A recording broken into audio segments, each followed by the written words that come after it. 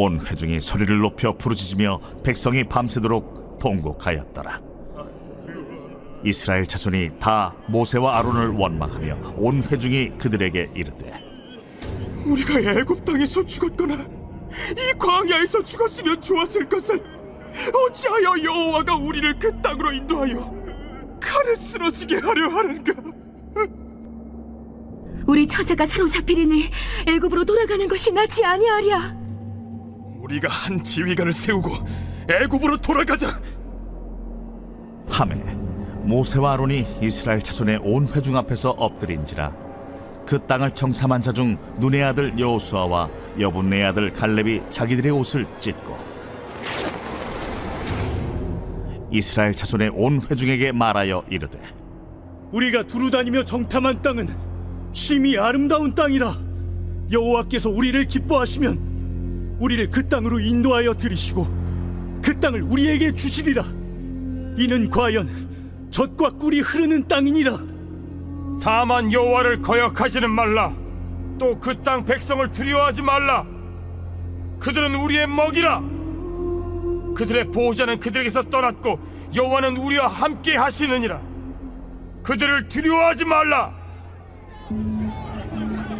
하나 온 회중이 그들을 돌로 치려 하는데 그때에 여호와의 영광이 회막에서 이스라엘 모든 자손에게 나타나시니라. 할렐루야. 하나님의 사랑이 함께 하시길 기원합니다. 오늘도 말씀 묵상으로 성령 충만한 하루 되시길 주님의 이름으로 축복합니다. 기대하는 마음으로 함께 묵상을 시작합니다. 용기는 하나님의 약속을 믿는 자의 선택입니다. 두려움을 이기는 믿음의 실천입니다. 본문은 오늘 이스라엘 백성이 하나님의 약속 앞에서 두려움에 사로잡히는 장면과 여호수아와 갈렙이 믿음으로 담대하게 일어서는 장면을 극명하게 대비시킵니다. 그리고 본문을 통해 세 가지 중요한 외침을 우리에게 들려줍니다. 그 첫 번째 외침은요, 바로 용기를 잃은 공동체는 하나님의 약속도 버린다라는 외침이에요. 함께 본문을 봉독하겠습니다. 온 회중이 소리를 높여 부르짖으며 백성이 밤새도록 통곡하였더라. 이스라엘 자손이 다 모세와 아론을 원망하여 온 회중이 그들에게 이르되, 우리가 애굽 땅에서 죽었거나 이 광야에서 죽었으면 좋았을 것을 어찌하여 여호와가 우리를 그 땅으로 인도하여 칼에 쓰러지게 하려 하는가? 우리 처자가 사로잡히리니 애굽으로 돌아가는 것이 낫지 아니하랴. 이에 서로 말하되, 우리가 한 지휘관을 세우고 애굽으로 돌아가자 하매. 본문 1절에서 4절에서 지금 이스라엘 백성은 어떻게 반응합니까? 온 회중이 소리를 높여 부르짖으며 백성이 밤새도록 통곡했다. 애굽에서 죽었거나 광야에서 죽었으면 좋았을 것을 애굽으로 돌아가자, 이렇게 반응하고 있죠. 두려움은 하나님의 약속보다 눈앞의 현실을 더 크게 보게 만듭니다. 이스라엘은 가나안의 창대한 거인들과 견고한 성을 보고 두려워했습니다.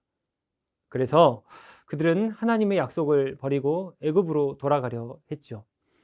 하나님의 약속은 여전히 유효했습니다. 그러나 백성은 그 약속을 기억하지 못했습니다.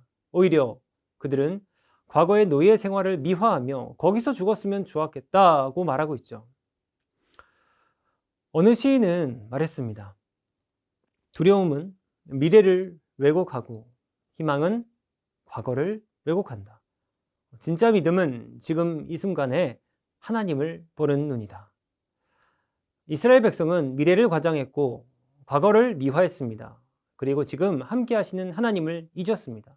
그 순간 그들은 용기를 잃었습니다. 이와 같은 메시지는 자연스럽게 두 번째 본문의 외침을 만듭니다. 두 번째 외침은요, 용기를 내는 사람은 하나님의 시선으로 현실을 바라본다라는 외침이에요. 본문을 다시 함께 보겠습니다. 모세와 아론이 이스라엘 자손의 온 회중 앞에서 엎드린지라. 그 땅을 정탐한 자 중 눈의 아들 여호수아와 여분네의 아들 갈렙이 자기들의 옷을 찢고 이스라엘 자손의 온 회중에게 말하여 이르되, 우리가 두루 다니며 정탐한 땅은 심히 아름다운 땅이라. 여호와께서 우리를 기뻐하시면 우리를 그 땅으로 인도하여 들이시고 그 땅을 우리에게 주시리라. 이는 과연 젖과 꿀이 흐르는 땅이니라. 다만 여호와를 거역하지는 말라. 또 그 땅 백성을 두려워하지 말라. 그들은 우리의 먹이라.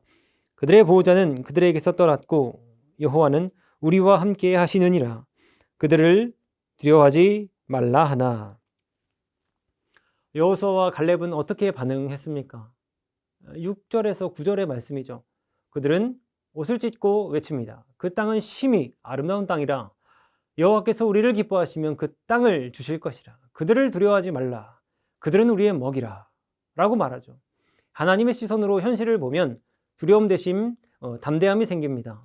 여호수아와 갈렙은 하나님이 함께 하신다는 사실에 집중했습니다. 그러므로 그들은 가나안의 거인들도 두려워하지 않고 담대하게 이길 수 있다고 외쳤습니다. 그들에게도 상황은 동일했습니다. 동일한 땅, 동일한 거인, 동일한 성벽을 보았습니다. 하지만 그들의 해석은 달랐습니다. 그들의 보호자는 떠났고 여호와는 우리와 함께 하신다 외쳤습니다. 어느 목회자는 말했습니다. 믿음은 문제를 작게 보는 것이 아니라 하나님을 크게 보는 것이다. 믿음의 용기는 문제를 부정하는 게 아닙니다. 문제를 직시하되 그 위에 계신 하나님을 신뢰하는 것입니다. 이 외침은 자연스럽게 세 번째 본문의 외침으로 이어집니다. 그 외침은 바로 이것입니다. 믿음의 용기는 침묵이 아니라 행동으로 드러난다. 우리 본문을 다시 함께 보겠습니다. 10절입니다. 온 회중이 그들을 돌로 치려 하는데 그때에 여호와의 영광이 회막에서 이스라엘 모든 자손에게 나타나시니라. 백성은 여호수아와 갈렙의 말을 듣고 어떻게 반응합니까? 온 회중이 그들을 돌로 치려 하였다. 그들의 용기는 비난을 받았고 위협을 받았습니다. 그럼에도 그들은 침묵하지 않았죠. 하나님을 향한 확신, 공동체를 위한 사랑, 그 모든 것이 그들을 한 걸음 앞으로 내딛게 했습니다. 진짜 용기는 고난을 감수하면서도 하나님의 뜻을 따르는 거죠. 여호수아와 갈렙은 돌에 맞을 위기 속에서도 믿음을 외쳤습니다. 그러므로 그들의 용기는 하나님 앞에 의로 기억되었습니다. 한 기독교 역사학자가 쓴 글입니다. 초대교회의 영웅은 칼을 든 사람이 아니었다. 기도하다가 잡혀간 사람, 돌에 맞아도 침묵하지 않은 사람, 끝까지 예수는 주라고 말한 사람, 그들이 교회를 지켰다. 믿음의 용기는 말로만이 아닙니다. 상황 속에서 행동으로 나타납니다. 그리고 하나님은 그 용기를 기억하신다는 거예요. 지금 나에게 필요한 용기는 어떤 모습입니까? 오늘 이 본문은 단순한 역사 이야기가 아닙니다. 이 본문은 우리가 현실에서 마주하는 두려움의 자리에서 어떤 목소리를 따르고 있는가를 점검하게 만듭니다. 가정에서 아이를 믿고 기다려야 할 때, 나를 조롱하는 이웃의 시선을 이겨내는 그 부모의 용기가 필요한 거죠. 직장에서 정직하게 말했을 때 이 손해를 볼 수 있음에도 신앙의 양심을 지키는 그 용기가 필요합니다. 교회 공동체에서 모두가 침묵할 때 불의에 대하여 사랑으로 그 진리를 말하는 그 용기가 필요한 거예요. 여러분은 어떤 자리에 서 계십니까? 하나님의 약속 앞에 믿음의 결단을 해야 할 순간 여호수아와 갈렙처럼 행동할 준비가 되어 있습니까? 믿음의 용기는 하나님의 말씀을 선택하는 데서 시작됩니다. 우리가 하나님의 시선으로 현실을 해석하기 시작할 때 비로소 두려움은 믿음으로 덮이고 망설임은 용기로 바뀝니다. 이와 같은 그 용기의 은혜가 상당가족 모두와 함께 하시길 주님의 이름으로 축복합니다. 우리 함께 기도하겠습니다. 하나님 아버지, 오늘 하나님의 말씀을 묵상하게 하시니 참으로 감사드립니다. 우리가 진정 믿음으로 살아가게 하여 주시옵소서. 오직 믿음으로 말미암아 의롭게 사는 우리 상당가족 될 수 있도록 도와주시옵소서. 칼을 든 것이 아니라 주님께 의로운 행동을 하여 진정 아버지의 나라를 이 땅에 임하게 하는 귀한 하나님의 자녀 될 수 있도록 우리를 역사하여 주시옵소서. 이 모든 간구 예수님의 이름으로 간절히 기도드리옵나이다. 아멘.